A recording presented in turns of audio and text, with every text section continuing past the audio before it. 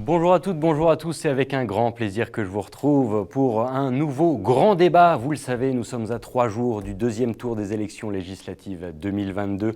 Un grand moment, vous êtes attendus aux urnes et aujourd'hui, pour en parler, on va s'intéresser à la première circonscription de Savoie, un territoire qui s'étend du bassin aixois à la Chartreuse, en passant par l'Albanais, l'avant-pays savoyard, historiquement ancré plutôt à droite et au centre. Il va falloir donc trouver un remplaçant et pour le coup une remplaçante à Tiffany Degois, députée sortante qui ne s'est pas représentée.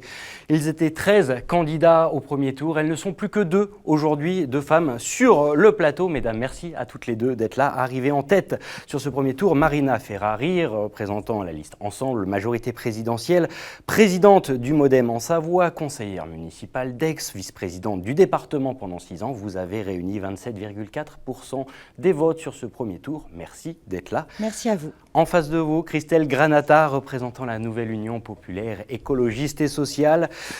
Historiquement à gauche, on a pu vous découvrir sur les listes aux élections régionales en 2021 du côté de la France Insoumise PCF.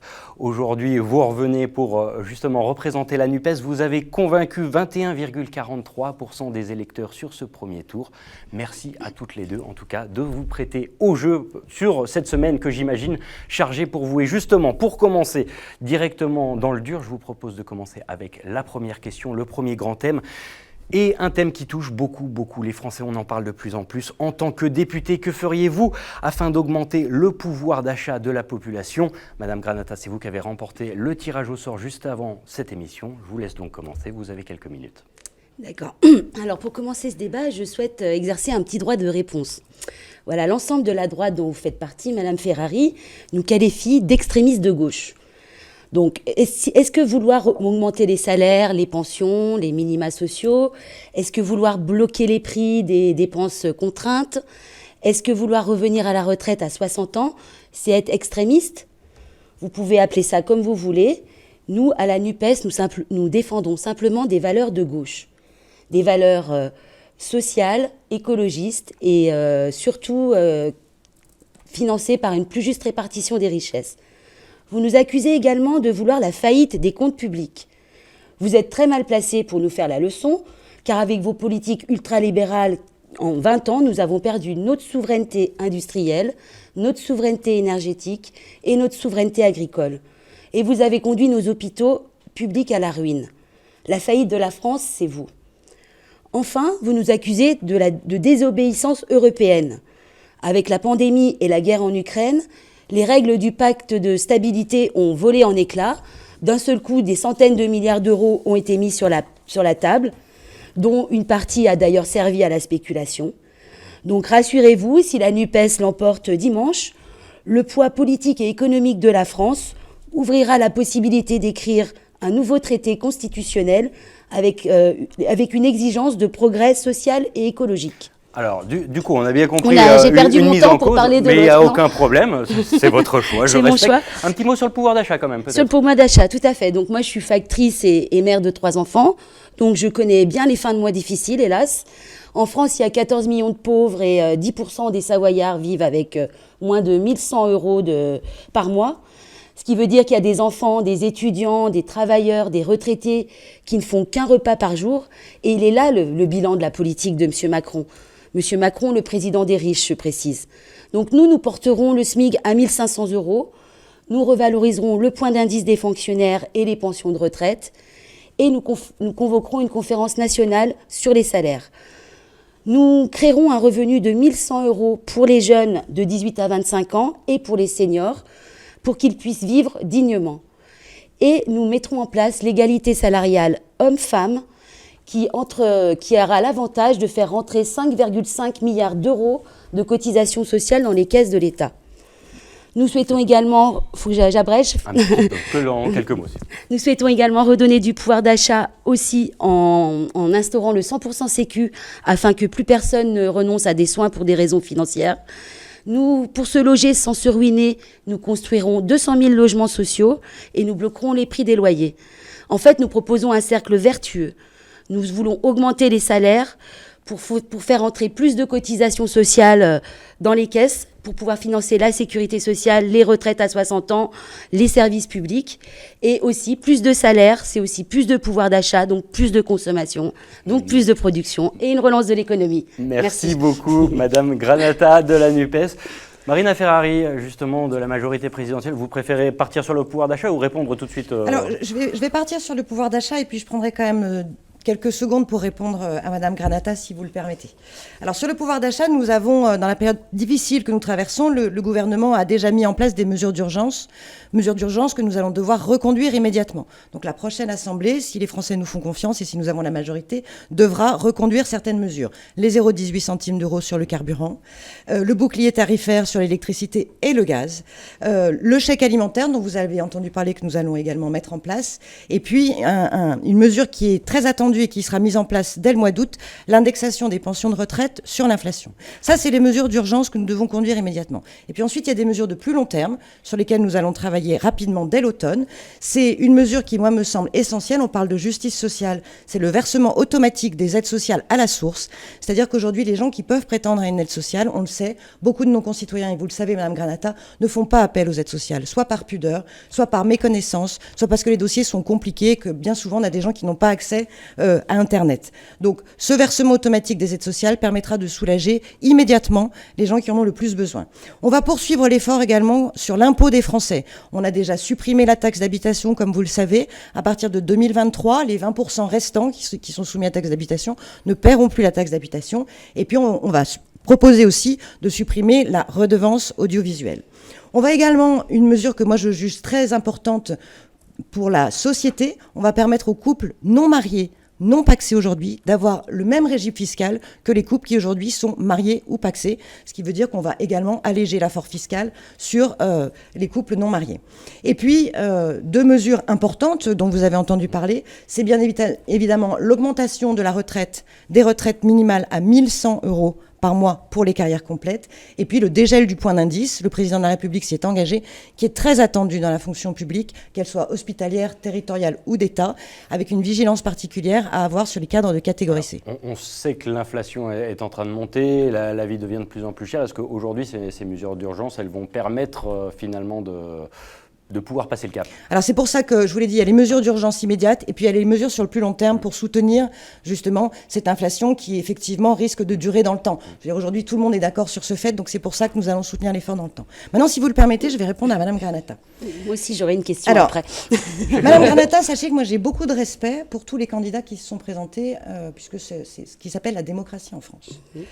Vous ne le savez pas, mais dans mon histoire personnelle, il se trouve que j'ai un grand-père qui était communiste et un grand-oncle qui est mort déporté en Italie parce qu'il était communiste. Ça, c'est la première chose que je devais vous dire. Pour autant, je juge qu'aujourd'hui, les propositions de M. Mélenchon, oui, sont dignes de l'extrême gauche. Je vais prendre plusieurs choses. Quand il se permet de dire « la police tue en France », je trouve que c'est scandaleux. Et quand on prétend aujourd'hui devenir ou vouloir être Premier ministre de la France, c'est scandaleux d'avoir ce genre de position.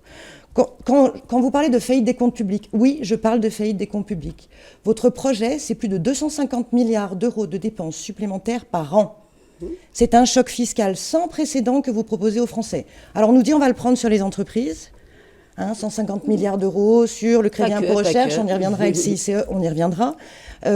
Il y aura autre chose. Dites aux Français les choses, vous allez retravailler la fiscalité des Français également et vous allez faire peser l'impôt plus lourdement sur tous les Français. C'est également le communautarisme qui me pose problème dans vos positions. Et c'est enfin, quand vous parlez de désobéissance européenne, c'était dans vos documents de campagne, la désobéissance européenne. Vous l'avez écrit dans votre profession de foi du premier tour. C'est quoi ce que vous nous annoncez? Je n'ai jamais écrit ça. C'est écrit dans votre document. Non. C'est le Frexit que vous nous annoncez, ni plus ni moins. Non, donc pas du tout, dites madame. les choses telles qu'elles sont. On ne peut pas avoir des traités européens à la carte.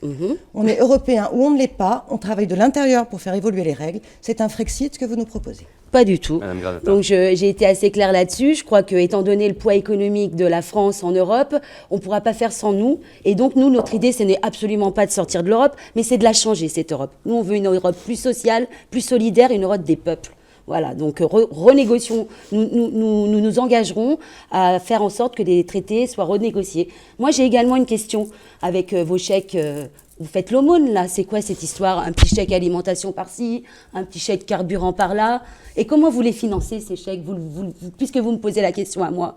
Moi, j'aimerais bien savoir, vous financez comment ces chèques? En prenant sur le budget de l'État, c'est-à-dire sur nos impôts, nous les contribuables. Et derrière, vous nous dites qu'il n'y a plus d'argent pour les services publics, que les caisses sont vides. C'est quoi cette façon de faire? Et vous parlez aussi, vous n'avez pas parlé, mais, parce que vous n'êtes peut-être pas très fiers de tout ça, mais de votre prime Macron. La prime Macron qui a été obtenue par la lutte des Gilets jaunes, et on va y revenir contre sur les lesquels emplois, vous n'avez pas été très tendre, avec lesquels vous n'avez pas été très tendre d'ailleurs. En réalité, c'est 500 € en moyenne et non pas 6 600 6 000 euros comme vous le prétendez. Et il y a seulement 4 millions des salariés sur 28 millions. C'est pas pareil. La prime Macron était à 2 000 euros. Il n'y a que 4 millions de salariés sur 28 millions qui la touchent parce que c'est au bon vouloir de l'employeur. Merci beaucoup, Madame Granata. Voilà. Une petite réponse de quelques secondes au cas où. Petite réponse très rapide. Moi, je ne considère pas qu'aujourd'hui, aider nos concitoyens les plus nécessiteux, ce soit leur faire l'aumône. Vous proposez le blocage des prix. Nous, on propose l'augmentation des salaires. Très bien. Le blocage. C'est le meilleur nous aussi, moyen. on propose l'augmentation des salaires. Et on va voir comment, puisqu'on va avoir une question sur l'emploi, on va voir la différence entre nous. Très rapidement, s'il vous plaît. Oui, alors, vous proposez le blocage des prix. Moi, j'appelle juste nos agriculteurs, par exemple, à réfléchir un instant sur la mesure de blocage des prix. Ça veut dire qu'aujourd'hui, nos agriculteurs, pour produire, ont des coûts qui augmentent. Le gasoil, d'accord, l'eau, tout augmente. Donc, ça veut dire que vous allez leur bloquer les prix. Et comment vous allez compenser les pertes pour les agriculteurs aujourd'hui? Alors, justement, je me permets d'intervenir, si vous me le permettez, puisqu'on arrive petit à petit au deuxième point, justement. Et quelle serait votre priorité en matière climatique, Marina Ferrari? C'est justement à vous de répondre. Je vous laisse enchaîner. Alors, en matière climatique, moi je considère qu'il y a, et on le voit quand on voit les chiffres, il y a deux volets très importants aujourd'hui pour nos concitoyens. C'est la question des transports et la question de l'énergie, puisqu'on sait que c'est les deux postes principaux aujourd'hui de dépenses pour nos concitoyens. Alors sur le volet de l'énergie, tout d'abord il faut consommer moins. Donc il faut aider nos concitoyens à consommer moins, donc il faut les aider à rénover leur logement. Là-dessus, nous sommes d'accord, nous proposons les mêmes chiffres, mais le précédent gouvernement a commencé à mettre les choses en place. Je connais bien le sujet, j'ai travaillé dessus en tant que vice-présidente du département, puisque j'ai contribué à la mise en place du service pour la performance énergétique de l'habitat en Savoie. J'ai été à la tête de ce dossier. Donc il faut continuer à soutenir nos concitoyens pour rénover, ça veut dire leur donner des aides directes pour rénover leur logement. Objectif, le même que vous, 700 000 € par an, et il faut aller vite pour ce faire. On sait que pour les copropriétés, par exemple, c'est plus compliqué, donc il faut accompagner cela. Le deuxième point, c'est les déplacements. Il faut favoriser le ferroviaire sur nos territoires.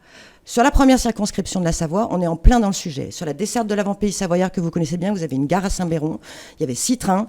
Avant les travaux à Lyon, il n'y en a plus que 2 aujourd'hui. Il va falloir qu'on retravaille cela et qu'on améliore les voies. Et là, ce sera le travail de l'État en lien avec les collectivités territoriales pour ramener du cadencement sur ces lignes et améliorer les dessertes. C'est la problématique du Lyon-Turin. Aujourd'hui, le Lyon-Turin, vous êtes contre? Je me répondrai après, je vous laisse finir votre propos parce que je suis En tout cas, a priori, la NUPES nous annonce qu'ils sont contre. Le Lyon-Turin est extrêmement important puisque ça va nous permettre d'enlever des camions de nos routes. Il faut qu'on livre les accès. Le gouvernement doit se positionner sur le dossier avant la fin de cette année pour savoir si on fait des accès au tunnel de base ou pas. Pourquoi c'est important pour notre territoire? Parce que si on ne fait pas ces accès tout de suite, effectivement, on pourrait reporter la route sur le rail aujourd'hui, mais ça veut dire qu'on remettra beaucoup de trains de marchandises de nuit dans toute notre aire urbaine, sur les bords du lac du Bourget, la traversée d'Aix-les-Bains, la traversée de Chambéry, etc., avec des nuisances aussi importantes. Et l'écologie, ça n'est pas que réduire les consommations, c'est aussi prévoir le bien-être de nos habitants. Enfin, on va lancer un grand plan, mobilité électrique, vous le savez. Mais au-delà, sur l'autre priorité en matière d'énergie, c'est qu'il faut qu'on arrive au mix énergétique français. On en parle depuis longtemps. Il y a des gros efforts qui ont été faits. Emmanuel Macron a relancé un grand plan nucléaire. Je constate que c'était le choix de votre candidat aussi au PCF, qui était d'accord pour la relance du nucléaire français. C'est plus le cas aujourd'hui. Pour un mix énergétique, nous sommes, oui, mais c'est exactement pareil chez nous, sauf qu'aujourd'hui, la position de M. Mélenchon, c'est contre le nucléaire.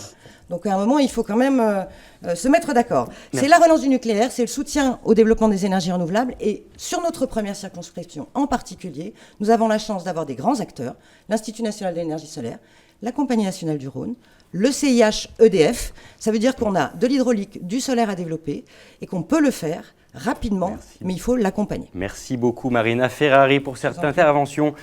Christelle Granata, justement, priorité climatique, Alors, sur fond de Lyon-Turin, forcément. Donc oui, je vais répondre sur la transalpine, hein, parce qu'on appelle ça comme ça quand même, on n'appelle plus ça Lyon-Turin depuis pas mal d'années. Excusez-moi. Voilà, donc tout d'abord, je précise qu'effectivement, au sein de la NUPES, nous avons des débats contradictoires entre toutes les organisations, notamment sur la transalpine et sur le nucléaire, dont vous avez parlé. Et donc, nous éclaircirons ces questions en temps utile si nous avons une majorité à l'Assemblée. Concernant le Lyon-Turin, moi, personnellement, je peux vous dire que c'est un projet, effectivement, qui est en cours et qui doit permettre non seulement le transfert des marchandises sur le rail, donc de dépolluer en partie notre département par les camions, en éliminant les camions, mais c'est également, je suis d'accord aussi, ça va permettre de libérer la ligne historique et donc d'augmenter le trafic des TER et des intercités de la SNCF pour lutter contre la pollution automobile. Et à mon avis, ce projet, il doit être le plus favorable à l'écologie et aux habitants, et il doit être intégré dans un pôle public de la mobilité. Donc j'enchaîne sur ce que je voulais dire à propos des priorités en matière climatique. Donc cette semaine, c'est une belle illustration du réchauffement climatique. Hein. Notre planète brûle concrètement. Et donc, à la NUPES, nous allons engager la bifurcation écologique avec pour objectif de baisser de 65% les gaz à effet de serre d'ici 2030. Il faut savoir que plus de la moitié de ces émissions sont dues au transport. Donc là, je vous rejoins. Et donc, nous, la priorité à faire, ce sera de relocaliser notre production qui a été délocalisée pour des raisons de profit financier à l'autre bout de la planète. Et ça, c'est une ineptie. Il faut à tout prix que ça s'arrête et que tout soit relocalisé en France. On a les savoir-faire encore aujourd'hui ? Comment ? On a les savoir-faire pour relocaliser finalement tout... Je pense que oui, quand même. La France est quand même un pays industriel depuis des années. Et, nous avons bien entendu toutes les capacités de le faire. Vous proposez dans votre... Parce que moi, je suis allée sur le marché d'Aix-les-Bains mercredi, donc j'ai eu le droit à votre tract. Et vous voulez développer la voiture électrique. Oui. Et donc, en gros, c'est augmenter la consommation électrique qui sera multipliée par 4. Et nous voulons développer les transports collectifs, publics, accessibles à tous. Et ça, c'est un vrai projet de société. Ensuite, concernant... Quand vous êtes dans l'avant-pays savoyard, avec les difficultés qu'on a aujourd'hui à mettre en place un transport collectif, vous pensez sincèrement qu'on va pouvoir répondre à la demande de tous nos habitants, vous qui vivez en milieu rural, madame ? Eh bien, moi je pense déjà, moi j'habite Saint-Béron, comme vous l'avez fait remarquer, il y a déjà des choses qui existaient. Oui. J'y habite depuis 40 ans, donc j'ai vu beaucoup de choses qui se sont échappées. Je vais terminer mon propos parce qu'on était effectivement d'accord sur la rénovation énergétique de 700 000 logements par an. Et nous aussi, nous investirons dans les énergies renouvelables, chose que vous souhaitez faire aussi a priori. Tant mieux si on est d'accord sur quelques points. Voilà. Monsieur Macron, au printemps, il s'est félicité d'aller conquérir le marché chinois pour écouler notre production de porc. Nous avons besoin d'une agriculture à taille humaine, sans pesticides, respectueuse de la biodiversité et surtout une agriculture locale. C'est pourquoi nous réorienterons les aides de la PAC qui sont destinées aux grandes exploitations. Nous les tournerons vers les plus petites et vers les agriculteurs débutants. Et nous investirons donc dans une agriculture paysanne, écologique et garante de notre souveraineté alimentaire. Je voudrais m'arrêter 2 minutes sur l'agriculture par rapport à ce que dit Madame Granata. Oui, il faut sortir des pesticides, mais il faut accompagner cette sortie, Madame Granata. Et il ne faut pas le faire de manière radicale, telle que c'est proposé par votre mouvement.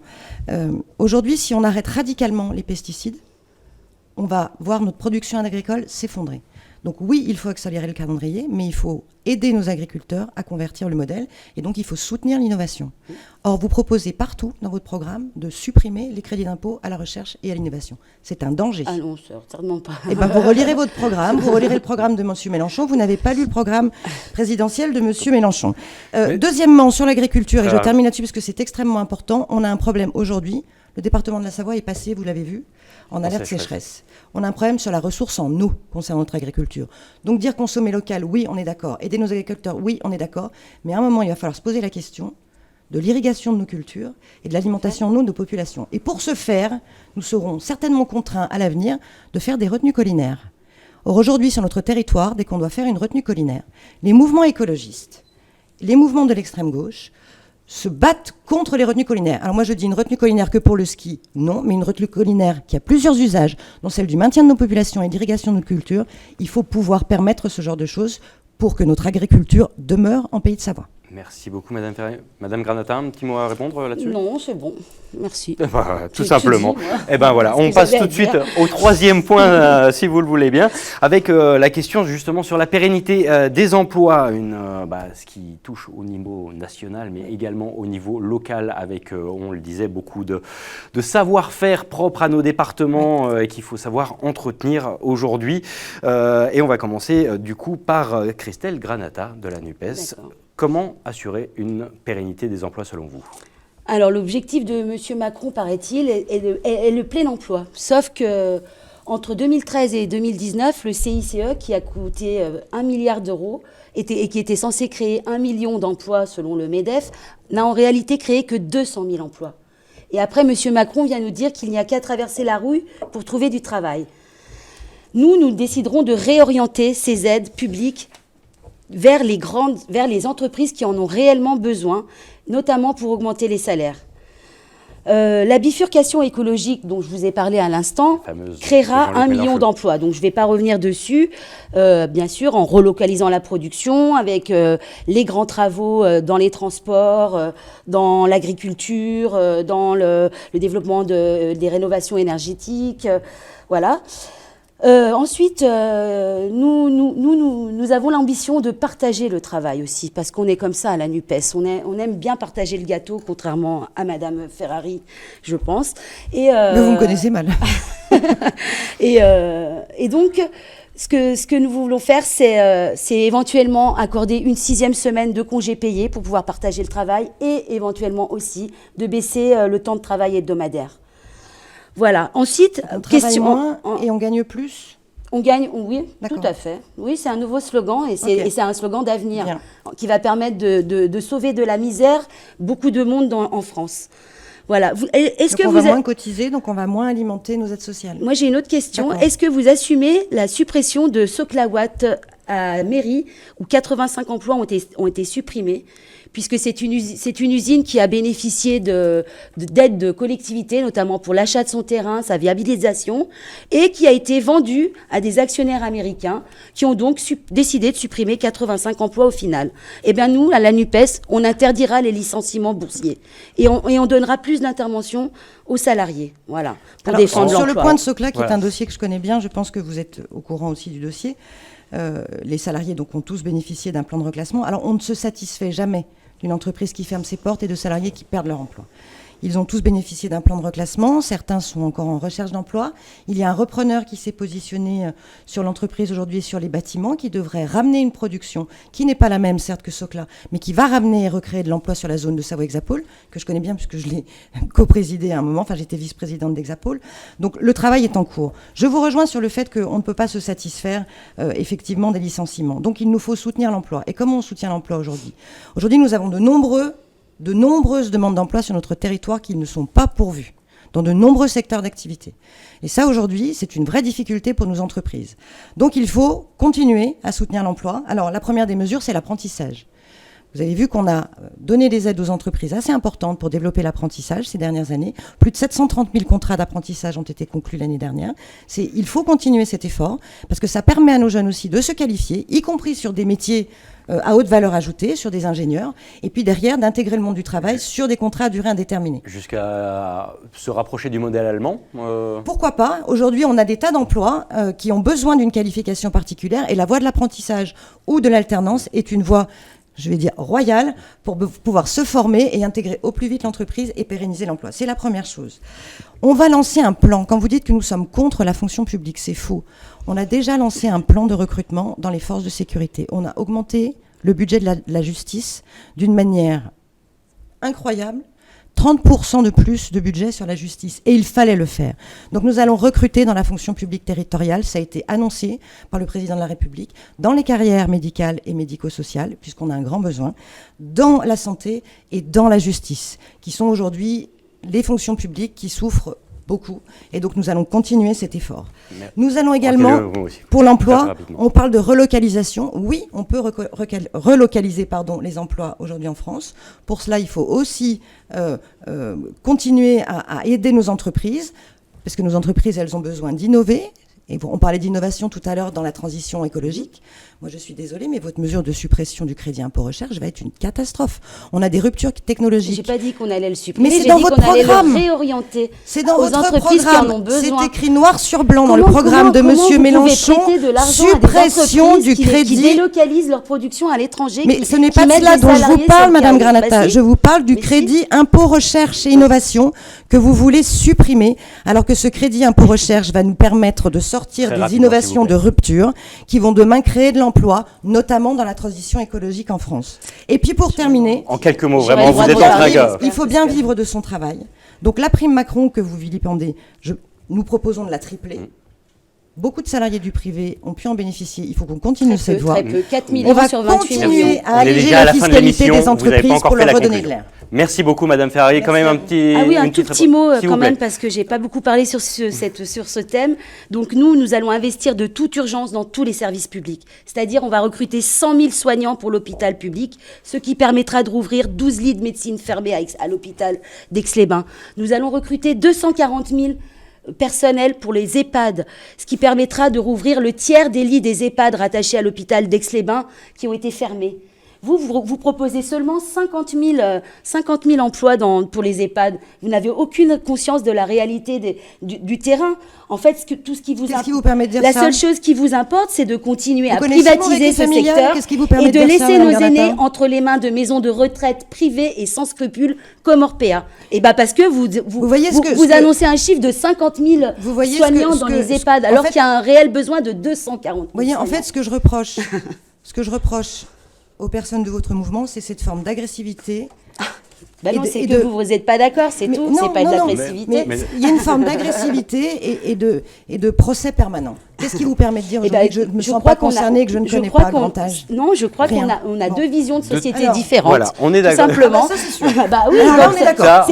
C'est normal que nous soyons pas d'accord. Moi, je suis très rassurée de ne pas être d'accord avec vous. Deux visions de société, pas de souci, très bien. Il nous reste une petite minute pour aller jusqu'à la fin de cette émission. Un dernier mot pour convaincre, pour rassembler, pour décider les indécis et pour dire aux électeurs d'aller aux urnes, tout simplement. Madame Ferrari, vous avez quelques secondes.